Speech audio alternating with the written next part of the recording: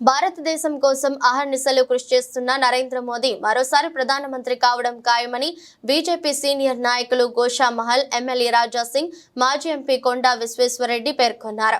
వికారాబాద్ జిల్లా తాండూరులో ఎమ్మెల్యే రాజా సింగ్, మాజీ ఎంపీ కొండా విశ్వేశ్వరరెడ్డి బైక్ ర్యాలీలో పాల్గొని Indira Chowk street corner meeting లో ప్రసంగించారు.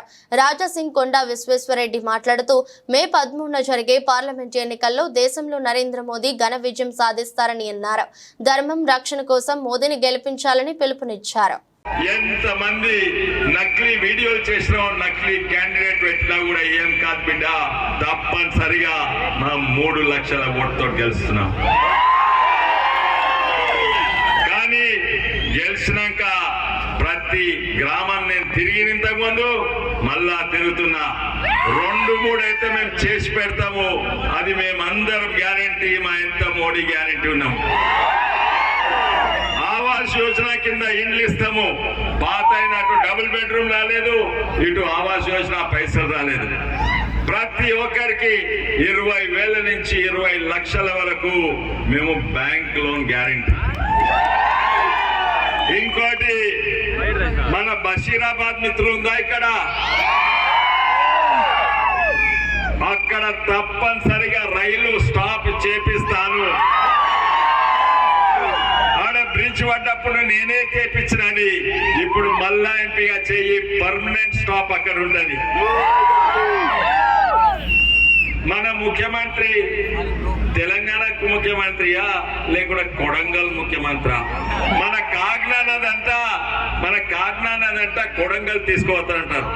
ఎట్లా తీసుకుపోతారు? మొట్టమొదలు మన యాలాల్ బషీరాబాద్ కి అండి, ఒక్క సుక్క అక్కడ పోనీయము. మన అక్కడ పార్లమెంట్ మాట్లాడ 5% తీసుకొచ్చిన దాని కొరకు మేము కొట్లాడతాం. ఇక్కడ మైనింగ్ యూనివర్సిటీ, మైనింగ్ కాలేజ్ తప్పనిసరిగా నేను ప్రయత్నం చేస్తా. ఈఎస్ఐ హాస్పిటల్ కూడా ప్రయత్నం చేస్తా. మీ అంటుంటాను, అందుబాటులో ఉంటాను. ప్రతి గ్రామం తిరుగుతాను. ఇప్పటి వరకే గ్రామము తట్టెపల్లి నుంచి మైల్వార్ వరకు, అటు యాలాల్ వరకు ప్రతి గ్రామం నేను 10 సార్లు తిరిగిన. మళ్ళోసారి అందుబాటులో ఉంటాను. ఇంకా ఇప్పుడు మనం వచ్చింది టైగర్ రాజా సింగ్ వినడానికి. వారు మాట్లాడక ముందు ఒకటి, నేను 2వ గెలుస్తా. మళ్ళా గెలిచినప్పుడు మన ప్రాంతము దేశం బాగుపడతాయి, 2 ప్రాంతాలు బాగుపడతాయి. 2వ నంబర్ మీద వేయాలి. 2 లక్షల ఓటుతోటి తప్పనిసరి గెలుస్తాము. కమలం పువ్వు గుర్తుకి ఒక్కసారి మీరు ఆలోచన చెయ్యండి. మీరు కూడా జైలుకి వెళ్తారు, మీ చిన్న కొడుకు కూడా జైలుతాడు. అట్లాంటి మునిగిపోయి పార్టీ క్యాండిడేట్ కి ఓటు ఎవరు కూడా వేయకూడదు. అదే విధంగా ఇదే కాంగ్రెస్ వాళ్ళు హిస్టరీ ఏంటంటే, అప్పుడు ఆంధ్రప్రదేశ్ ఉండే, అప్పుడు తెలంగాణ డైవర్ట్ కాలేదు. కానీ అప్పుడు వైఎస్ రాజశేఖర్ రెడ్డి గారు ఇదే అసొద్దీన్ ఓవైసీ మా పెద్ద మామర్దికి పాలు తాగిపించి ఆయనకి ఇంత పెద్ద చేస్తున్నారు. కానీ ఇది నాగపాము కాదు, అది ఏదో విషలు పాము ఉంటుంది చూడు, ఏమంటారా పాములకి? కట్ల పాములు.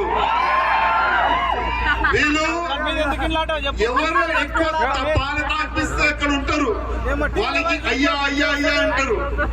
మళ్ళా వైఎస్ రాజశేఖర రెడ్డి గారు పాపం చనిపోయిండు. దాని తర్వాత కిరణ్ కుమార్ రెడ్డి గారు వచ్చినారు. వీళ్ళు ఎక్కువ నకరాలు చేయడానికి ప్లాన్ చేస్తే కొత్త వలగొట్టిండు, మంచిగా లోపుడేసి మంచి కొట్టిండు. దాని తర్వాత ఈ 2 అన్న తమ్ముళ్ళు జైల్లో పోయినారు. దాని తర్వాత బయటికి వచ్చినారు, గవర్నమెంట్ పోయింది. మళ్ళా ఈ బీఆర్ఎస్ గవర్నమెంట్ అప్పుడు గెలిచింది. మళ్ళా వీళ్ళు ఇమీడియట్ గా అయ్యాని మార్చుకున్నారు. అంటే అప్పుడు కాంగ్రెస్ అయ్యా ఉంటే, ఇప్పుడు కేసీఆర్ గారు అయ్యా అయిపోయినారు. మళ్ళా కేసీఆర్ తోని చేతి కలుపుకొని అదే మన హిందువుల పైన దౌర్జన్యం చేయాలి, అదే గవర్నమెంట్ చేయాలి? ఈ చిన్న బుల్డోగ్ పెద్ద బుల్డోగ్ ఇదే పని చేసినారు వీళ్ళు. ఇప్పుడు కేసీఆర్ పని అయిపోయింది, ఇప్పుడు ఇంకొక కొత్త అయ్యా వీళ్ళు చేంజ్ చేసినారు, రేవంత్ రెడ్డికి చేసుకున్నారు వీళ్ళు. కానీ రేవంత్ అన్న ఒక మాట యాద పెట్టుకో, నువ్వు ఇట్లాంటి కట్ల పాంకి నువ్వు దగ్గర పెట్టుకుంటే నీ కూడా బస్సు అంటారు. నెక్స్ట్ ఇక్కడ మన తెలంగాణలో వచ్చే government ఎవరిదంటే Bharatiya Janata party government.